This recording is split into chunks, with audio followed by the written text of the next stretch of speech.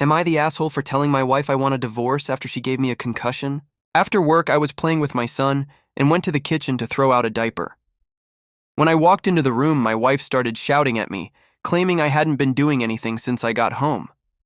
Mind you, I had just spent 2 hours cleaning the kitchen, washing dishes, picking up the living room and putting my daughter to bed before going to the living room to play with my son, while I continued to pick up. I was frustrated by her comment and asked her what she meant and outlined everything I had been doing.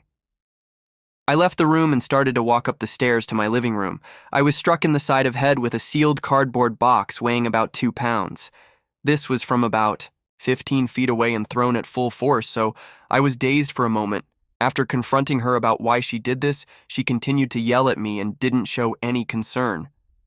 Upset and in quite a bit of pain, I went to sit with my son and process what had just happened.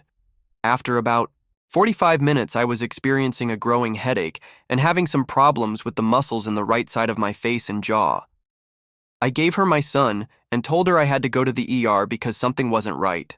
I ended up spending the night in a hotel, and the next day began contacting Resourced and scheduling follow medical and mental health appointments. The headache lasted 8 days, and I experienced a wide range of symptoms related to head injury. I missed over a full week of work, and it has been a pretty difficult experience navigating all my emotions while recovering and experiencing some bizarre cognitive issues.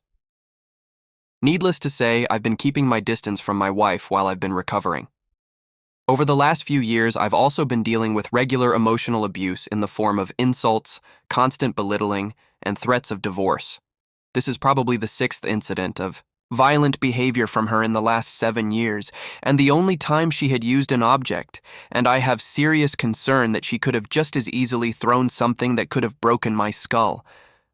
I'm now seriously concerned about what will happen next time, and I'm not willing to wait and find out only to realize I should have left long ago. She has no diagnosed mental health disorders, but how out of control she is when she is angry is now very alarming, and it seems to be escalating. Additionally, she refuses to apologize for any of her words or actions since I met her, even after a diagnosed concussion. All she will say regarding this event are things like, "You know I didn't mean it, I can't aim that well." Over the last week, I was essentially living in a blacked-out bedroom and listening to audiobooks between my frequent naps.